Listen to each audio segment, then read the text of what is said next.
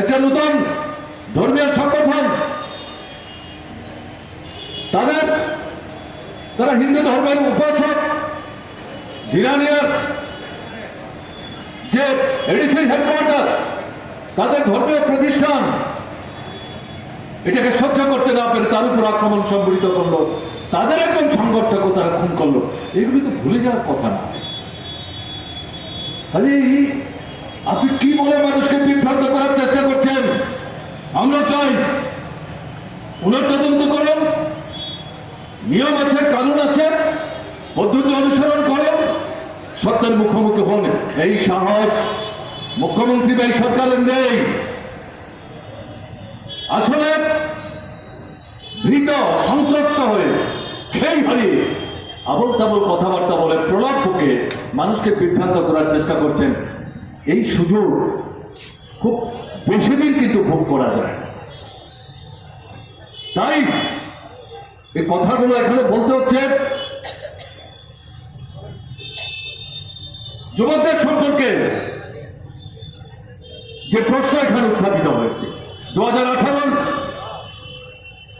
বিধানসভা নির্বাচনে বিজেপি প্রধানমন্ত্রী থেকে শুরু করে সবাই মিলে সবচেয়ে বেশি বিভ্রান্ত কাদের করেছে? আমাদের রাজ্যের যুবকদের। শুধু আমাদের রাজ্যে না, সারা দেশে যুবকদেরকে যারা বিভ্রান্ত করার চেষ্টা করেছে। 14 লোকসভা নির্বাচন, 19 লোকসভা নির্বাচন, কিন্তু 24 লোকসভা নির্বাচনে গিয়ে যুবকদের নিয়ে খুব বেশি কথাবার্তা বলার চেষ্টা করেনি।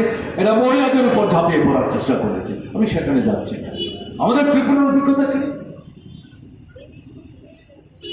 মিটিং, একটা ফোন নম্বর, মিস কল, সরকার হবে, সময়ের ব্যবধানে মিস কল যারা দিল, যারা আগে দিয়েছেন তাদেরকে নাকি চাকরি দেবেন। চাকরি কি হাতের মোয়া নাকি?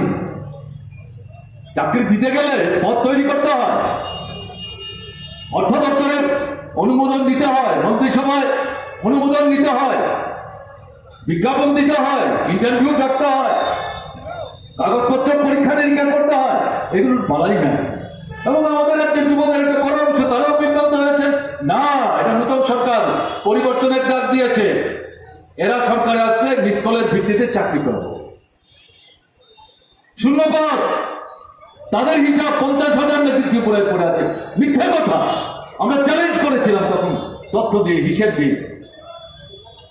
এগুলো তারা গুরুত্ব দেওয়ার চেষ্টা করেনি। এবং তাদের ঘোষণা ছিল সরকারে আসার পর প্রথম 1 বছরের মধ্যে এই 50,000 শূন্যপদ নাকি পূরণ করবে। আজকে আমরা কি লক্ষ্য করছি? 50,000 নতুন শূন্যপদ তৈরি করেছেন এই সরকার। শূন্যপদ কোথায় পূরণ করেছে? আজকে যুবকরা মুখ্যমন্ত্রীর কাছে হাজারে হাজারে পোস্টকার্ডে চিঠি লিখে জানতে চাইছেন প্রতিশ্রুতির কি হলো। আমরা বিজ্ঞাপন দেখে ইন্টারভিউ দিলাম,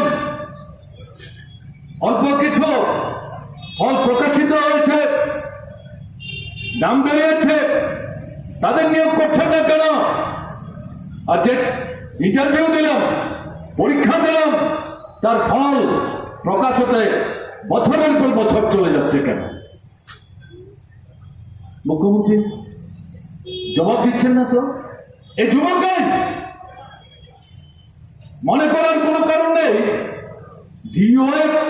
ডিওএফ এর উদ্যোগে এই কর্মসূচির কার্যকরী করার চেষ্টা করেছেন। তার অর্থ ডিওএফ যারা করে তার অন্তর্ভুক্ত যুবক যুবতী, তারা যারা বেকার, তারাই শুধু এই চিঠি লিখেছে। এর বাইরেও হাজার হাজার লক্ষ লক্ষ যে যুবক যুবতী বেকার, তাদের মনের কথা। বিজেপি যারা করে তাদের মধ্যে যুব শক্তি তো কম না, তাদের মনের কথা। মুখ্যমন্ত্রী কি জবাব আপনার? 7 বছর তো পার হয়ে গেল, কোনো জবাব নাই তো।